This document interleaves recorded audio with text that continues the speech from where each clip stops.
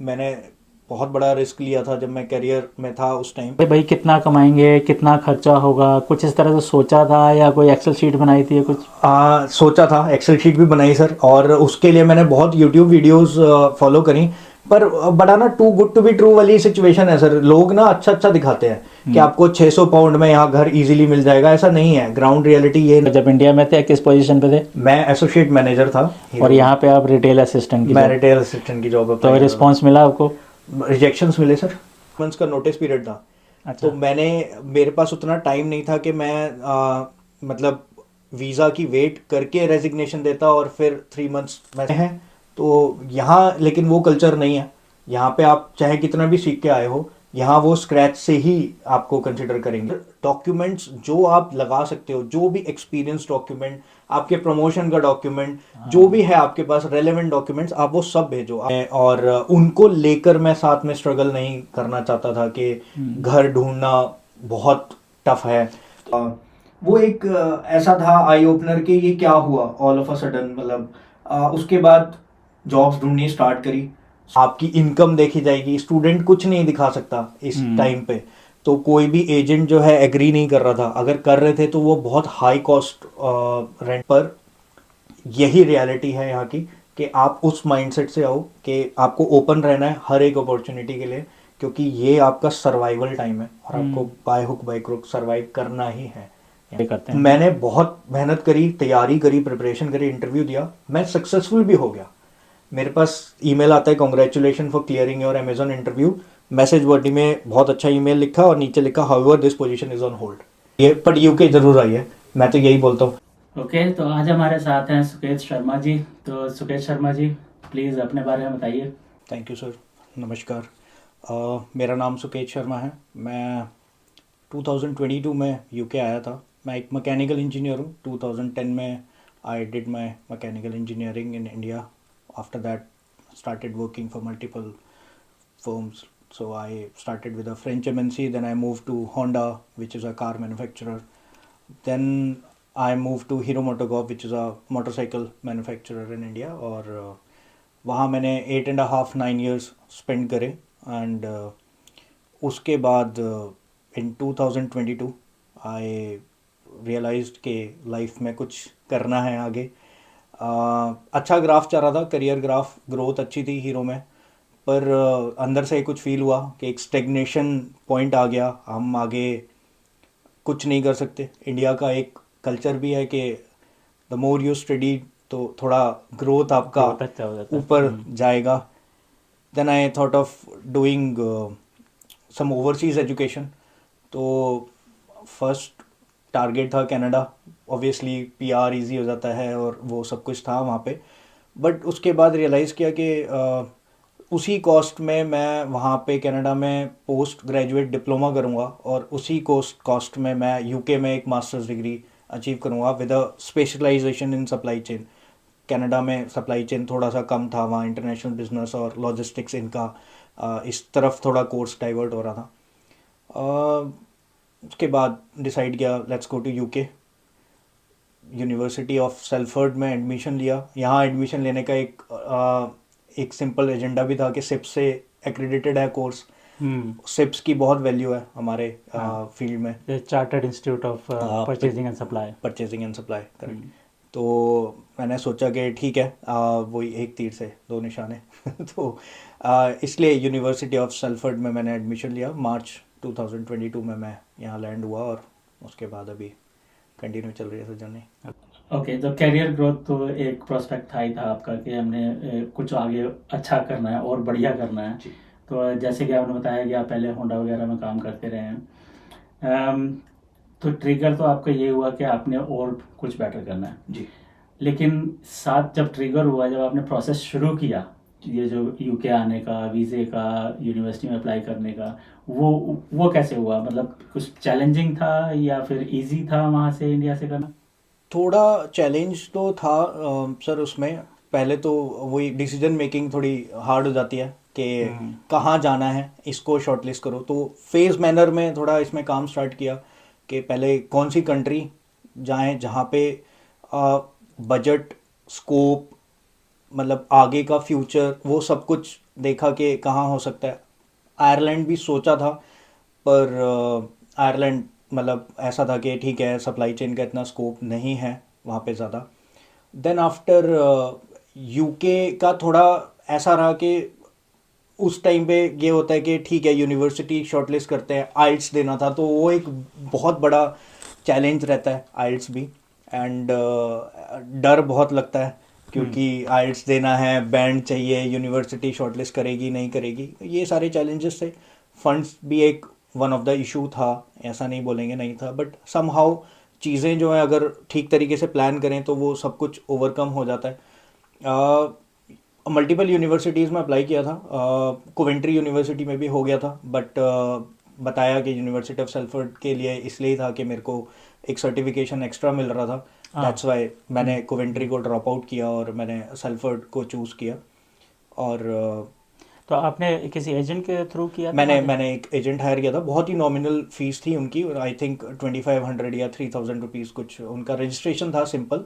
उसके अलावा उन्होंने मेरे से कोई भी कुछ भी एक्स्ट्रा चार्ज नहीं किया पे? कभी। ये जो आपने जो प्रोसेस किया वो कहाँ पर, कौन सी सिटी में किया था इंडिया में? मैं गुड़गांव के पास रहता था, एजेंट मेरा ग्रेटर नोएडा था, मैं आज तक उससे कभी मिला नहीं हूँ। अच्छा। वो सब कुछ मेरा ऑनलाइन था, सब कुछ फ़ोन पे बात होती थी, वो डॉक्यूमेंट्स मांगते थे मैं भेज देता था सब कुछ, और वो बहुत ही अच्छा बंदा है। मैंने अगर मेरे कुछ फ्रेंड्स आए हैं तो मैंने उन्हीं के थ्रू ही उनको प्रोसेस कराया है, क्योंकि आप नहीं स्पेंड करना था सर उतना पैसा कि आप एजेंट को हम्म। ज़्यादा पैसा दो और फिर कहीं भी किसी भी यूनिवर्सिटी में सिलेक्शन ले लो, मतलब ऐसा नहीं।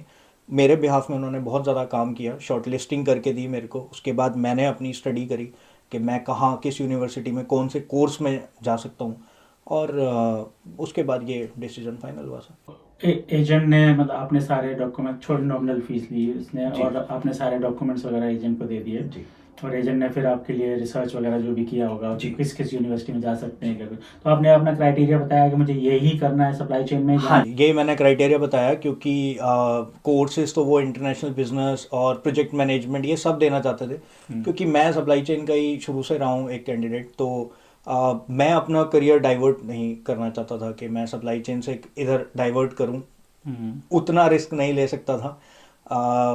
11-12 साल का एक्सपीरियंस हो गया था मेरे को, और मैं नहीं चाहता था कि स्विच करूं अपने हम्म। करियर को, और उसके बाद सप्लाई चेन ही शुरू से फोकस रहा है कि सप्लाई चेन में ही रहना है। प्रोक्योरमेंट डे वन से किया है तो प्रोक्योरमेंट ही करना है। लॉजिस्टिक्स भी मेरा ऑनेस्टली नहीं रहा कभी एरिया ऑफ इंटरेस्ट, तो लॉजिस्टिक्स में मैं कभी गया भी नहीं उधर, और इसलिए मैं यहाँ पे यही कोर्स करने आया। तो काफ़ी चैलेंजिंग भी है सप्लाई चेन वैसे। सप्लाई चेन बहुत अगर challenging है। ओवरऑल देखा जाए तो सप्लाई चेन ऑलमोस्ट हर चीज़ को कवर करता है, customer Right. Side, supplier side, और That's true. बाकी इसके बीच में ऑपरेशंस, That's true. प्रोक्योरमेंट, सब चीज़ें। तो बहुत इंटरेस्टिंग, बहुत चैलेंजिंग है, क्योंकि मेरा भी फील्ड सप्लाई चेन का ही है, जी तो I know there is lot going on in the supply chain. और जब एजेंट, इंडिया में बहुत सारे ऐसे एजेंट भी हैं जो फीस भी नहीं लेते हैं, और बहुत सारे ऐसे एजेंट हैं जो जो बहुत ज़्यादा फीस मांगते हैं। तो आपका क्या, सर खाली एक ही एजेंट के पास गए और हो गया, या नहीं नहीं, उसमें ऐसा हुआ सर कि मैंने खुद से ना, दिल्ली में नेहरू प्लेस में बहुत ज़्यादा एजेंट्स हैं, तो मैंने हाँ। जाना स्टार्ट किया, तो मेरे को ज़्यादा फीस वाले ही मिले मोस्टली।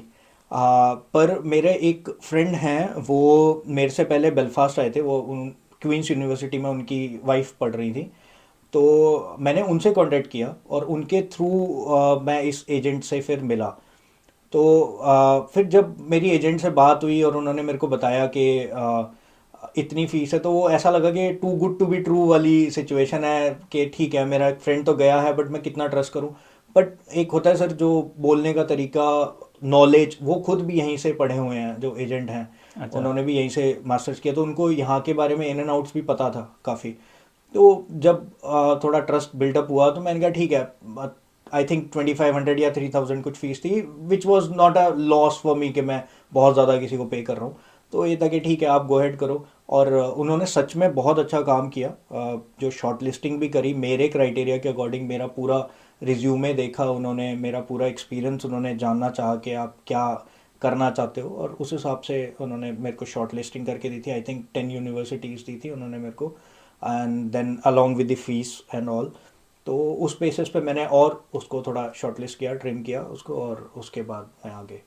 तो मेरी अंडरस्टैंडिंग है इंडिया के अंदर जो एजेंट्स हैं वो काफ़ी सारे एजेंट ऐसे हैं जो कि फ्रॉड भी करते हैं। जी और अगर जिस तरह से आपने बताया जिस एजेंट के साथ में आप गए उसकी जो फीस थी वो बहुत कम थी और जो कि रीज़नेबल है, क्योंकि मोस्टली एजेंट जो है ना उनका टाई अप होता है यूनिवर्सिटीज़ के साथ में, और वो यूनिवर्सिटी से पर स्टूडेंट कमीशन लेते हैं। जितनी फीस आप पे करते हैं तो यूनिवर्सिटी उनको जो भी परसेंटेज है 5%, 10%, जो भी परसेंटेज है, अलग अलग परसेंटेज होती है। तो वो और जिस यूनिवर्सिटी से ज़्यादा परसेंटेज उनको मिल रही होती कमीशन की वो उसी को रिकमेंड हाँ करते तो हैं। exactly. पर आपके केस में आपने कहा ना स्पेसिफिकली कि आपको सप्लाई चेन चाहिए था, जी तो उन्होंने एक यूनिवर्सिटी को रिकमेंड किया कि हाँ ये यूनिवर्सिटी जी अच्छी, दो तीन को भी किया होगा।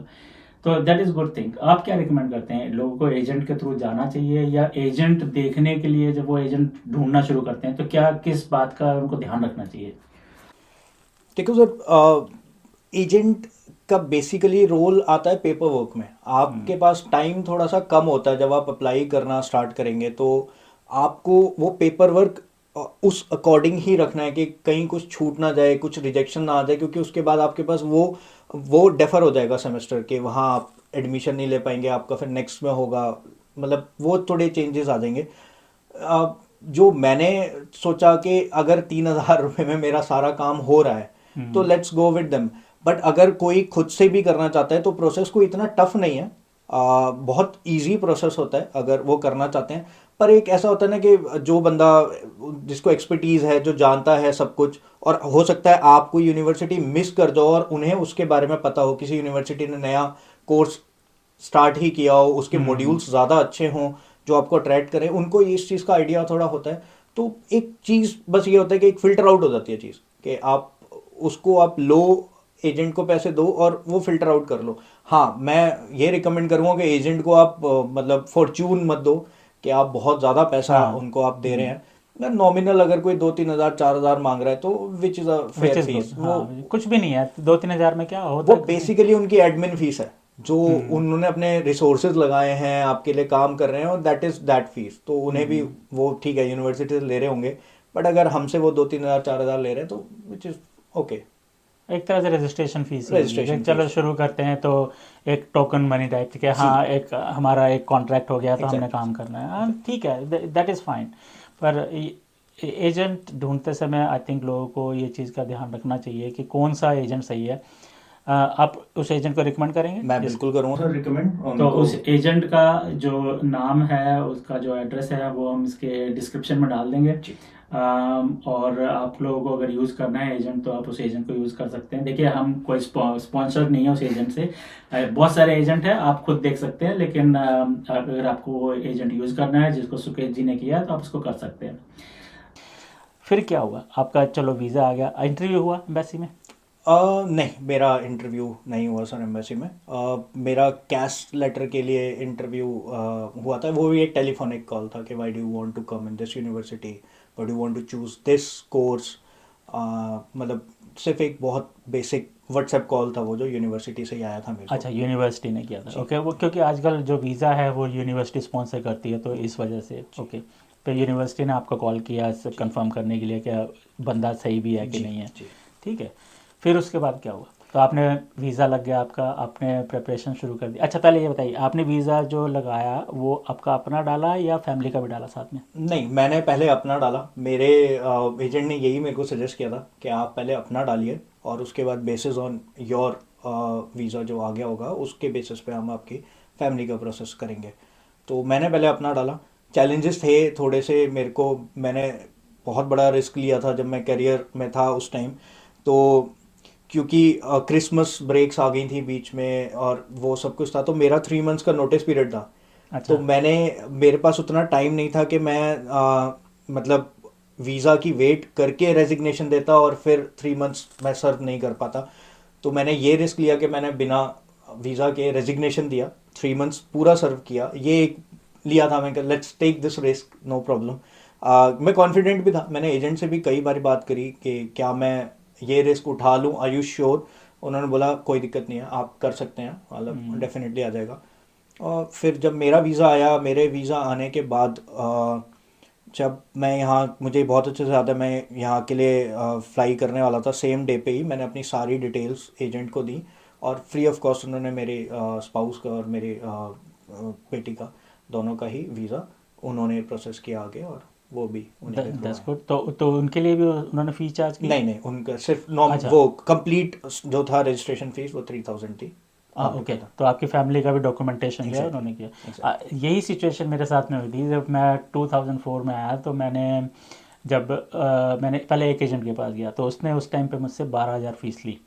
12,000 फ़ीस लेके उसने मुझे एक लंदन के एक कॉलेज के अंदर एडमिशन करा दिया। जी अब बाय चांस मेरे एक फ्रेंड का छोटा भाई था जो लंदन में पढ़ता था, तो मुझे थोड़ा सा डाउट हुआ कि वो कॉलेज का नाम भी ऐसे ही था कि क्वींस कॉलेज समथिंग। तो मुझे थोड़ा सा डाउट हुआ, तो मेरे फ्रेंड ने मुझे बोला कि एक बार ना उसको बोलते हैं, तो उसको बोलते हैं जाके देख के यार कॉलेज कैसा है। तो वो गया वहाँ पर और उसने देखा वो तो एक कमरे का कॉलेज है। वो एक ही कमरा, उसमें एक एडमिन वाला बंदा बैठा हुआ। वो उसको बताया कि वो बस जाते हैं वहाँ पे अटेंडेंस के रजिस्टर में वो नाम डाल देते हैं डेली कि हाँ इसने पढ़ाई कर ली है। जी। तो वो ऐसे वाला कॉलेज था। फिर मैंने कहा कि मुझे तो ऐसा नहीं करना है, मुझे तो जाके एक्चुअल में पढ़ाई करनी पढ़ाई है। करनी तो फिर मैं दूसरे एजेंट के पास गया, तो वो था स्टडी ओवरसीज़।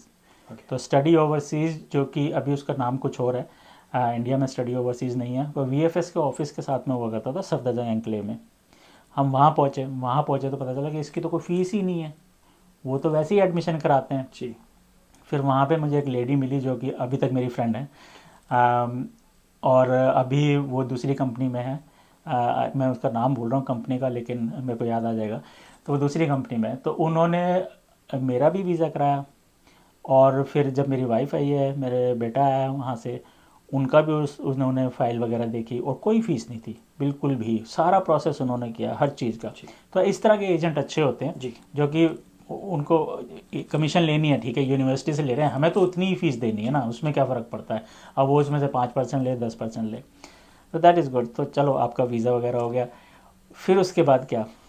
मैं इस पे एक चीज़ और ऐड ऑन करूँगा सर। यूनिवर्सिटी से वो कमीशन तो ले रहे हैं, वो ठीक है, पर मेरे एजेंट ने मेरे बिहाफ में स्कॉलरशिप भी अप्लाई करी थी। तो यूनिवर्सिटी से मेरे को कुछ 3 lakhs की स्कॉलरशिप भी मिली है। हो सकता है वो सबको ही हाँ, मिली हो, पर मेरे लिए तो मेरा एजेंट ही था वो नहीं, जिसने। सबको नहीं मिलती है स्कॉलरशिप इस तरह से। बहुत सारे स्टूडेंट्स जिनसे मेरा मिलना होता है जो अभी भी आ रहे हैं, ऐसे स्कॉलरशिप नहीं मिलती है। तो उसके बारे में बताओ, क्या थी वो स्कॉलरशिप? सर मेरे को तो मेरा जब लेटर आया तो मेरी फीस जो उस टाइम पे 15,000 समथिंग कुछ पाउंड्स थी, तो उसमें उन्होंने, जब मैंने कैश लेटर पे देखा मेंशन था मेरा, तो उसमें उन्होंने मेरे को 3,000 पाउंड्स का डिस्काउंट दिया हुआ था एज अ स्कॉलरशिप डिस्काउंट, वो था। अब उसमें मेरे एजेंट का बड़ा शुरू से ये रहा है कि सर डॉक्यूमेंट्स जो आप लगा सकते हो, जो भी एक्सपीरियंस डॉक्यूमेंट, आपके प्रमोशन का डॉक्यूमेंट, जो भी हाँ। है आपके पास रेलेवेंट डॉक्यूमेंट्स, आप वो सब भेजो, आपकी प्रोफाइल स्ट्रांग होगी। तो हम्म। उसका वो जो एंगल था, लेंस था, वो चीज़ें देखने का वो बड़ा डिफरेंट था, और मेरे को ये चीज़ अच्छी लगी कि छुपाने वाली कोई बात नहीं है। हम्म। जो आपका एक्सपीरियंस है, जो आपने प्रीवियसली कर लिया काम, या जो आपकी सैलरी स्लिप्स हैं, जो हर कंपनी की सैलरी स्लिप्स अगर आपके पास हैं, आप जो है वो आप भेजो, आपकी प्रोफाइल स्ट्रांग होगी। बेसिस ऑन दैट मेरे को 3,000 पाउंड्स मोर देन इनफ तो थे। वो आपने यूनिवर्सिटी को भेजी थी या फिर मैंने एजेंट को ही भेजी थी। मतलब एजेंट ने वीज़े की फाइल में लगाई थी एम्बेसी के लिए या फिर यूनिवर्सिटी को? यूनिवर्सिटी में भेजी थी सर ओके। उन्होंने। तो यूनिवर्सिटी को भी लगाओगे कि यार अच्छा स्टूडेंट हमें मिल जी रहा है, एक्सपीरियंस स्टूडेंट है, जी। तो यूनिवर्सिटीज़ को भी अच्छे स्टूडेंट्स चाहिए। और उसकी वजह से सुकेश जी को मिली स्कॉलरशिप बिल्कुल। 3 लाख रुपए की। 3 लाख मान लीजिए, तो 3,000 पाउंड। तो अराउंड आपकी 12-13 हज़ार फीस 12,000 मेरी फीस थी, बारह फीस थी, हजार तो उसमें 3 लाख नहीं वो, नहीं सॉरी, 15,000 मेरी फीस थी। तो 3 लाख डिडक्ट 15 हज़ार करके फीस थी। ओके, बारह विच इज़ हजार good. Which is good sir. Around 3 lakh कितने हो गए 15 हज़ार के? अराउंड 20-25% नहीं, 19-20% के 19-20 आसपास। परसेंट, हाँ जी हाँ जी। हाँ, तो बहुत अच्छा है। 3 लाख बहुत होते हैं अगर इस तरह का अगर कोई सिचुएशन हो तो। जब आप पैसा पाई पाई इकट्ठा कर रहे हो कि भाई एग्जैक्टली हमें सर जाना वो। है और आगे जाके सरवाइव भी करना है, कुछ पैसे भी चाहिए होंगे वहाँ कुछ महीने के लिए, और वो सब ट्रैवल भी करना है। ट्रैवल में भी आई थिंक उस टाइम पे तो टिकट्स बड़ी महंगी थी। महंगी होती हैं सर, टिकट्स भी महंगी होती हैं, तो सब कुछ प्लान उसी के अकॉर्डिंग करना होता है हम्म। कि कौन सी डेट को ट्रैवल करें, कौन सा क्या है, कैसा पकड़े जहाँ पे मतलब सस्ता कुछ मिल जाए। मुझे नहीं पता सर, कोइंसिडेंस ऐसा था कि मेरे को ब्रिटिश एयरवेज मिली, जिसमें मेरे को जो लगेज अलाउंस था, वेट अलाउंस, वो 92 kg था single person. I don't know, मैंने सिर्फ ब्रिटिश एयरवेज से बुक की और मेरे को आज तक मैंने अपने फ्रेंड से बात की किसी को भी नहीं मिला इतना। तो वो स्टूडेंट की वजह से मिला होगा मे तो बी। हो सकता है। कभी कभी उनकी जो डील्स चल रही होती है ना कि जी। स्टूडेंट्स वाली, तो नॉर्मली सितंबर के आसपास, अगर आपका सितंबर इनटेक है या उसके आसपास का इनटेक है, तो नॉर्मली उस टाइम पे उनकी डील चल रही होती है। मैं मार्च इनटेक में आया था सर यहाँ पे। और मेरे को वो जनवरी 26 मेरे को बहुत से ज़्यादा रिपब्लिक डे मेरे को वीज़ा मिला था। तो उसके बाद 28 जनवरी को मैंने बुक कराई थी टिकट। और वाइफ की एंड मेरी बेटी की जो बुकिंग हुई थी वो आई थिंक मार्च में हुई थी, फॉर अप्रैल। अप्रैल में ट्रेवल करना था तो उनकी भी नॉमिनल हुई थी, बट वो वेट अलाउंस उतना नहीं था। और वो एक स्टूडेंट के लिए जो नए आ रहे हैं उनके लिए बहुत मैटर करता है वो चीज़, कि आप कितना कितना सामान लेके आ सकते हो। आपको नहीं पता होता कि यहाँ पे आप कैसे सरवाइव करोगे। कन्वर्जन रेट चलता है सर माइंड में, कि 1 पाउंड तो 100 रुपये है, हम ऐसे खर्च कर रहे हैं। तो जितना कोई भी चीज़ खरीदते हैं तो पहले यही होता है कि यार अच्छा ये एग्जैक्टली इतने की है, ये तो 200 एग्जैक्टली की है, 300 की है, वो एग्जैक्टली पाउंड पाउंड नज़र नहीं आते। पाउंड नज़र नहीं आते सर उस टाइम पे। तो हाँ, आप ये कॉमन चीज़ है। जितना बचा सकते थे मैंने कोशिश वही करी। मेरे लिए वो 3,000 पाउंड तो मेरे लिए एक ऐसा था कि क्या ही हो गया, ये तो मतलब god given gift. God gift ही था कि मिल गए ये। ठीक है, वो भी एक फेज था। फैमिली का क्या वो था, एक्सप्रेशन था उस टाइम पे, मतलब क्या रिएक्शन था उनका कि जब आपको वीज़ा मिल गया और हो गया कि अब आप जा रहे हो? सर देखिए, फैमिली में सपोर्टिव मेरी फैमिली में शुरू से सब रहे हैं। कभी किसी ने मेरे को रोका टोका नहीं है इन चीज़ों के लिए। पर कंसर्न जरूर शो किया कि एक वेल सेटल्ड लाइफ को छोड़ के आप स्ट्रगल की तरफ जा रहे हो वापस। और नया देश, नया कल्चर, कैसे सरवाइव कर पाओगे starting from scratch. Starting from scratch. Honestly बताएं तो ये आप मानिए, जो यहाँ हो सकता है सब करते हैं, या तो कोई लोन लेके आता है या अपना सारी सेविंग्स उसमें डाल देता है। तो अगर ये इतना बड़ा रिस्क कोई 10 साल 12 साल के एक्सपीरियंस के बाद लेता है तो उसको तो बहुत सोचना पड़ता है। तो मैं उसी फेज में था कि मैं कहाँ हूँ और अब मैं क्या करने जाऊँगा। पर मेरा वो माइंडसेट बहुत क्लियर था कि नहीं, मैं स्टडी करने जाऊँगा, मेरे को वहाँ पे पार्ट टाइम जॉब लेनी है। एक पर्पस मेरा ये भी था कि मेरी फैमिली 1 महीने बाद आए मेरे, ताकि मैं चीज़ें थोड़ी यहाँ सेटल डाउन करने की कोशिश करूँ, कुछ समझ लें कुछ कंट्री के समझ बारे में। लें कंट्री के बारे में। और उनको लेकर मैं साथ में स्ट्रगल नहीं करना चाहता था कि घर ढूंढना बहुत टफ है। घर ढूंढना यहाँ आने के बाद किया, घर ढूंढना यहाँ आने के बाद किया सर। तो उसका बताइए हमें, क्या कैसा रहा उसका एक्सपीरियंस? मैं इंडिया से एयरबीएनबी बुक करा के लाया था। 28 डेज का मेरा एयरबीएनबी बुक हुआ था, विच कॉस्टेड अराउंड £660 फॉर 28 डेज। वो लंदन में कि मैनचेस्टर में? मैनचेस्टर में। मैं मैनचेस्टर में सब कुछ वो कितने का मैनचेस्टर। मिला? £660 का था सर, 28 डेज का टोटल। 1 रूम, मतलब किसी के साथ शेयरिंग था वो, तो वो पूरा हाउस ही था, उसमें 1 रूम मेरे को एयरबीएनबी में होस्ट कर रखा था उन्होंने। तो यूनिवर्सिटी के पास था, क्योंकि वॉकिंग डिस्टेंस था, तो मेरे को वो ठीक भी लगा उस टाइम कि ठीक है कर लेते अच्छा, हैं। वो सिटी के पास था तो इसलिए वो महंगा था थोड़ा जी सा सिटी। Ji ji. एंड उसके बाद थोड़ा स्ट्रगल स्टार्ट हुआ कि घर देखना है।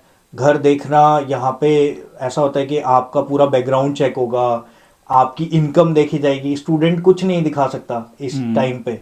तो कोई भी एजेंट जो है एग्री नहीं कर रहा था, अगर कर रहे थे तो वो बहुत हाई कॉस्ट रेंट वाले घर थे। 800 850 पाउंड्स जो सिर्फ रेंट है। 2 बेडरूम 1 बेडरूम?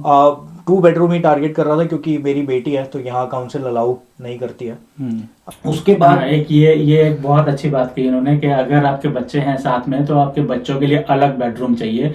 डिपेंड करता है आपके बच्चे कितने बड़े हैं। अगर 2-3 साल के हैं तो एक बेडरूम में चल जाएगा, लेकिन अगर उससे थोड़े से बड़े हैं, 5 साल से ऊपर, तो आपको एक बच्चे के लिए एक सेपरेट बेडरूम चाहिए ही चाहिए। तो आपको ये चीज़ ध्यान रखनी है कि आपको, अगर आप कपल एज ए कपल और साथ में एक बच्चा है, तो आपको खाली एक बेडरूम में काम नहीं चलेगा, आपको दूसरा बेडरूम लेना ही पड़ेगा। तो 2 बेडरूम देखना पड़ेगा। फिर कंडीशंस होती जा रही थी कि हमें घर चाहिए, फर्निश चाहिए, क्योंकि कुछ नहीं है हमारे पास। उस समय हमारे कपड़े हैं जो लेके आए हैं, तो सब कुछ शुरू से ही करना है। बहुत ज़्यादा स्ट्रगल किया ऑनेस्टली बताऊँ घर के लिए। तो फिर यूनिवर्सिटी ग्रुप में ही एक ग्रुप बन जाता है यूनिवर्सिटी का पहले ही व्हाट्सएप पे, तो उस पर एक आया था मैसेज कि फ्लैट्स अवेलेबल है। तो प्राइवेट लैंडलॉर्ड था, वहाँ देखा फ्लैट पसंद आया। मेरी एक फ्रेंड है वो भी स्ट्रगल कर रही थी उस टाइम पे, तो उनको कांटेक्ट किया कि बिल्कुल बगल वाला फ्लैट खाली है, बताओ। तो उन्होंने बोला हम आ रहे हैं, और साथ के साथ हमने बुक कराया। वो फ्लैट यूनिवर्सिटी से बहुत वॉकिंग डिस्टेंस पे, 2-3 मिनट का वॉकिंग डिस्टेंस, और नॉमिनल कॉस्ट पे मेरे को वो लकीली फ्लैट मिल गया। और वो ऐसा था न्यूली बिल्ट, मैं पहला ही टेनेंट था, तो मेरे को कोई प्रॉब्लम नहीं थी उसमें मूव करने में। मैंने फटाफट उसको बुक किया और वो स्टार्ट किया। उससे पहले जॉब का चल रहा था सर। जॉब के लिए भी ऐसा हुआ कि मेरा जो फ्रेंड है जिनके कहने पे मैंने वो एजेंट को चूज़ किया था, वो अमेज़ॉन में जॉब करते हैं। अच्छा। लंदन में एज अ बायर जॉब कर रहे हैं। तो मैंने उनको उनके थ्रू अमेज़ॉन माइंड में चल रहा था, क्योंकि हमें तो ये लगता है ना कि हम तो सब अचीव कर लेंगे अब आने के बाद यहाँ पे। अमेज़ॉन में एक पार्ट टाइम सुपरवाइज़र। आपका यही माइंडसेट था कि मैंने तो वहाँ पर काफ़ी अच्छी पोस्ट पे काम किया हुआ है, Exactly, काफ़ी sir. काम किया हुआ है, तो यहाँ पे बहुत इजीली यहाँ तो बहुत इजी मैनेजर बन जाएंगे सर यहाँ पे तो आके। मतलब वो तो यही था शुरू में, यही रहता है सबको कि सीख के आए हैं तो यहाँ, लेकिन वो कल्चर नहीं है यहाँ पे। आप चाहे कितना भी सीख के आए हो, यहाँ वो स्क्रैच से ही आपको कंसिडर करेंगे। वो आपको कुर्सी पे बैठा के मैनेजर नहीं बनाएगा। ये बहुत क्लियर है। हो सकता है आपको छोटी से छोटी जॉब करनी पड़े, हो सकता है आप को मतलब ये भी हो सकता है कि आपको नाइट शिफ्ट करनी पड़े, जो कि बहुत टफ है यहाँ पे। पर यही रियलिटी है यहाँ की कि आप उस माइंडसेट से आओ कि आपको ओपन रहना है हर एक अपॉर्चुनिटी के लिए, क्योंकि ये आपका सर्वाइवल टाइम है और आपको by hook by crook survive करना ही है यहाँ पे। तो आपने किया नाइट शिफ्ट? मैंने नाइट शिफ्ट नहीं करी सर, लकीली ऐसा हुआ कि नहीं मिली। पर अमेज़ॉन की मैं बात कर रहा था, वहाँ पार्ट टाइम सुपरवाइज़र की वैकेंसी निकली सर। तो मैंने प्रिपेयर किया बहुत अच्छे से। ऑनलाइन इंटरव्यू थे मेरे, बैक टू बैक 4 इंटरव्यू से with a interval of 20 minutes in between. अच्छा। तो वो पार्ट टाइम सुपरवाइज़र रोल, उस टाइम पे जो मिनिमम वेज रेट था वो 9.5 था, वो मेरे को 14 दे रहे थे तब। तो अमेज़ॉन का प्राइस अच्छा है, वो तो अच्छा पे करते हैं। मैंने बहुत मेहनत करी, तैयारी करी, प्रिपरेशन करी, इंटरव्यू दिया, मैं सक्सेसफुल भी हो गया। मेरे पास ईमेल आता है, congratulation for clearing your Amazon interview. Message body में बहुत अच्छा ईमेल लिखा और नीचे लिखा however this position is on hold. और वो एक मेरे लिए एक मतलब ऐसा था कि ये क्या हो गया मेरे साथ, ये मैंने क्रैक कर लिया बट पोजीशन होल्ड हो गई। वो कई बार क्या होता है कि वो रिक्रूट कर लेते हैं और जब उनको जरूरत होती है वो तभी बुलाते हैं कि हाँ हम सब हो गया है, तो लेकिन जब हमें जरूरत होगी तब बुलाएंगे। लेकिन उस केस में जब उनको जरूरत नहीं होती तो वो बाहर भी निकाल देते हैं कि चल भाई अभी हमें जरूरत नहीं है, क्योंकि नॉर्मली क्या होता है कि क्रिसमस टाइम की क्रिसमस पीरियड पे होता है ना, वो रिक्रूट करते हैं। और जब उनका क्रिसमस पीरियड निकल जाता है या वो देखते हैं कि किस तरह सेल जा रही है, अगर सेल अच्छी नहीं है तो वो साथ में निकालना शुरू कर देते हैं और जनवरी में सारी फायरिंग कर देते हैं। बिल्कुल सर, ये नहीं पता था आने से पहले यहाँ पे, और कभी इंडिया में देखा भी नहीं। सही बात बताएं आपको कि दिवाली के टाइम पे हायरिंग हो रही है और फिर दिवाली के बाद निकाल दिया, ऐसा वहाँ भी नहीं देखा हमने। जो है वो है, साथ में सालों से काम करते आ रहे हैं, वही लोग हैं सब। तो वो एक ऐसा था आई ओपनर कि ये क्या हुआ ऑल ऑफ अ सडन। मतलब उसके बाद जॉब्स ढूंढनी स्टार्ट करी, सुपरमार्केट्स टारगेट करे कि ठीक है अब तो कोई भी जॉब मिले। तो घर मिल गया था तब तक या घर नहीं मिला था? उससे पहले घर नहीं। फर्स्ट मंथ जो था मेरा, साथ साथ यूनिवर्सिटी भी चल रही थी। साथ यूनिवर्सिटी भी शुरू हो गया था। वो शुरू हो गई थी सर, बिल्कुल। तो मतलब आप जॉब भी ढूंढ रहे हो, आप घर भी ढूंढ रहे हो और साथ में यूनिवर्सिटी भी है। तो पहले तो आप ये बताएं कि जो लोग यहाँ पे आना चाह रहे हैं उनके लिए क्या टिप है आपके पास कि भाई वहां से घर देखकर आना चाहिए, या वो कर सकते हैं ऐसा, या यहाँ पर आकर ही होगा? आपको क्या लगता है? देखो सर, वहां से घर ढूंढना, फेसबुक मार्केट प्लेस ही एक ऐसी चीज है जहां आप देख सकते हो, और वो रिलायबल नहीं है। हाँ, उसमें बहुत सारे फ्रॉड भी होते हैं। तो मेरे नोन है, वो स्कॉटलैंड आए हैं, उन्होंने फेसबुक मार्केट प्लेस से ही देखा था, तो उनको वो रिलायबिलिटी वाला मिल गया। बट मैं सजेस्ट नहीं करता कि आप मतलब देखें। और रियलिटी यहाँ की यही है कि आपको जो ऑनलाइन प्लेटफॉर्म्स हैं वहीं देखना पड़ेगा, और ज़रूरी नहीं है कि आप शॉर्टलिस्ट हो जाओ। बहुत लंबा प्रोसीजर है, जाएंगे, व्यूइंग करेंगे, इंटरेस्ट शो करेंगे, वो आपके डॉक्यूमेंट्स मांगेंगे और फिर लैंडलॉर्ड डिसाइड करेगा। नॉर्मली यूके वाले डॉक्यूमेंट, और फिर लैंडलॉर्ड डिसाइड करेगा कि आपको रखना है या नहीं रखना है। तो वो बहुत लंबा प्रोसीजर है। तो मैं वैसे यही सजेस्ट करता हूँ कि आप यूनिवर्सिटी ग्रुप के थ्रू कनेक्शंस बनाएं। यूनिवर्सिटी जो फेसबुक ग्रुप है उसमें आप एडवर्टीजमेंट डालिए कि आपको घर चाहिए, कोई ना कोई कनेक्शन ऐसा निकलेगा। अगर आपका कोई नोन यहाँ पे रहता है, आप उससे रिक्वेस्ट करिए, वो आपके बिहाफ में व्यूइंग कर ले, या मतलब अगर जाके एक बार वेरीफाई कर ले कि फ्रॉड तो नहीं है।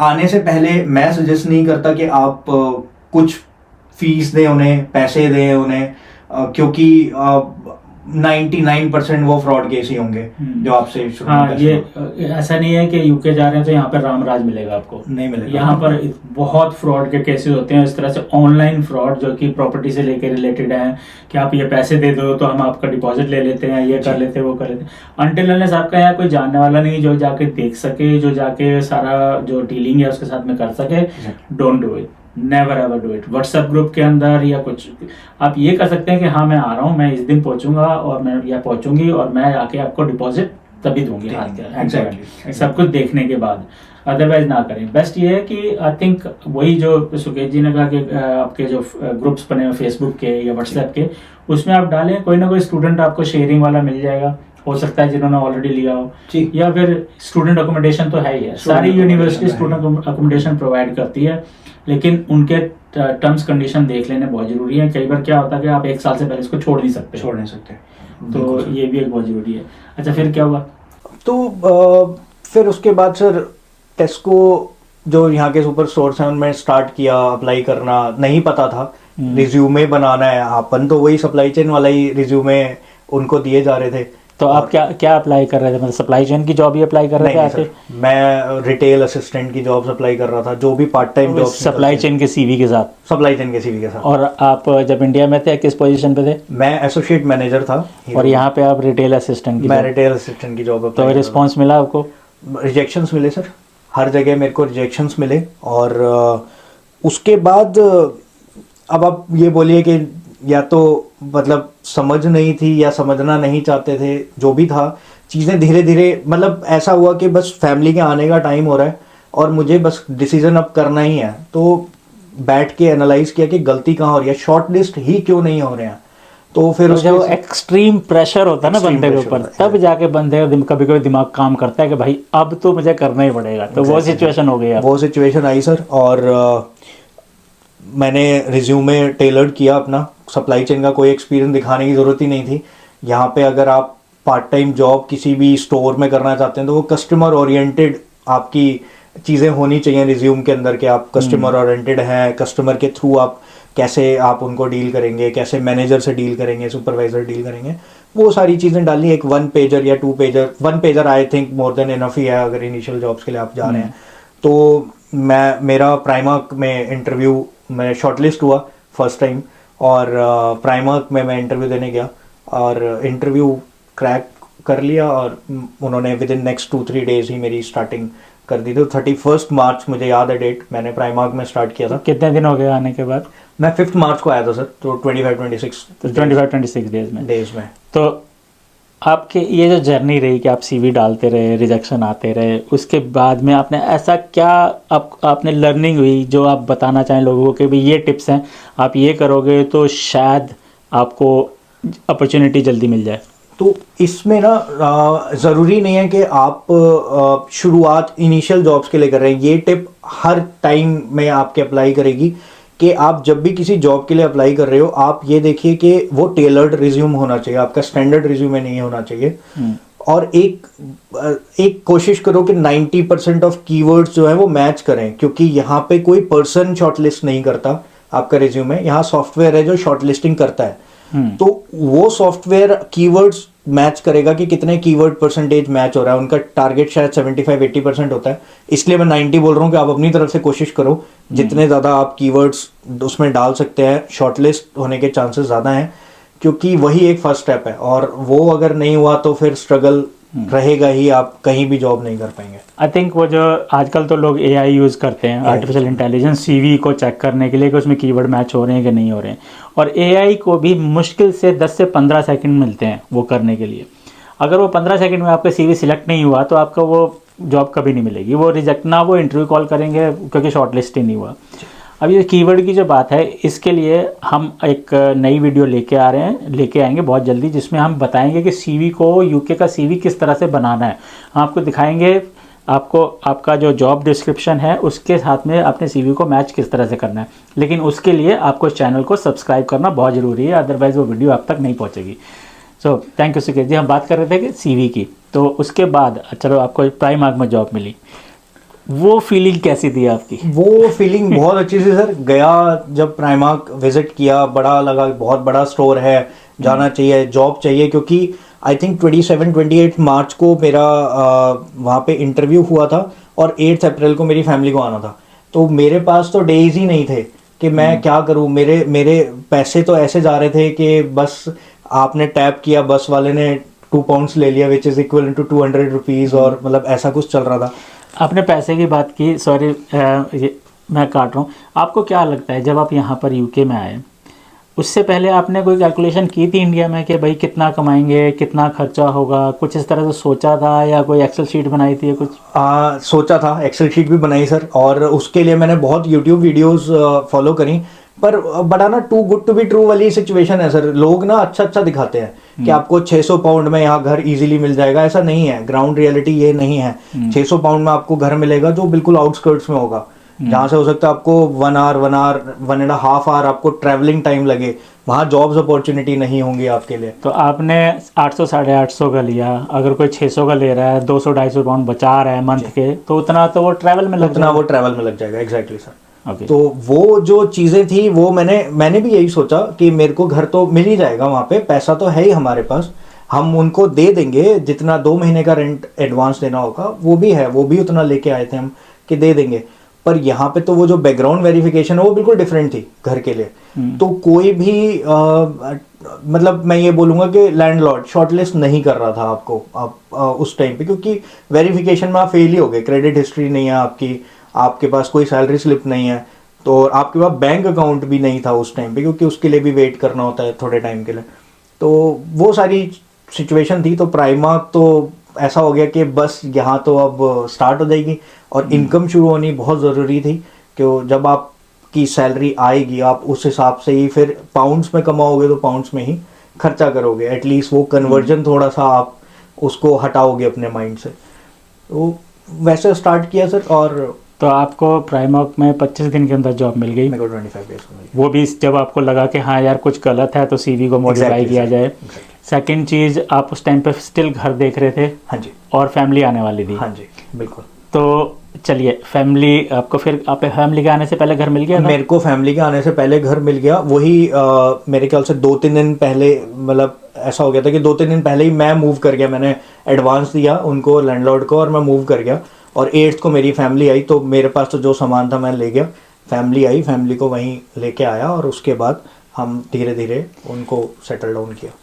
तो आपको क्या लगता है वो घर मिलने में आपकी जॉब होने का कोई कंट्रीब्यूशन था? लैंडलॉर्ड को आपने उसको बताया था कि आपको आप प्राइमार्क में जॉब कर रहे हो, ये कंफर्मेशन? जी, मैंने उनको ये बताया था, और ये एक बहुत बड़ा कंट्रीब्यूशन होता है, क्योंकि ये कॉन्फिडेंस बिल्डअप करता है कि हाँ बंदा जॉब कर रहा है, तो एक सोर्स ऑफ इनकम है इसके पास। आप ये हर वक्त शो नहीं कर सकते कि नहीं मैं तो इंडिया से ही मंगा के आपको दे दूंगा, which is not building your credit history as well. तो वो यहाँ पे डे 1 से करना बहुत ज़रूरी है कि आप अपनी दिखाइए कि मैं यहाँ जॉब करता हूँ, ये मेरी सैलरी है, ये मेरा कॉन्ट्रैक्ट है जो उनको मिला हुआ है, मेरे को मिला है, और उस हिसाब से थोड़ा ट्रस्ट बिल्डअप होता है। अब भले ही वो प्राइवेट लैंडलॉर्ड ही था, बट उन्होंने भी ये सारे डॉक्यूमेंट्स मेरे से मांगे थे, क्योंकि उनका भी एक पूरा कॉन्ट्रैक्ट बना था मेरा। तो वैसे ही वहाँ पे मूव किया सर उस घर में फिर, और उसके बाद से चलो गुड गुड।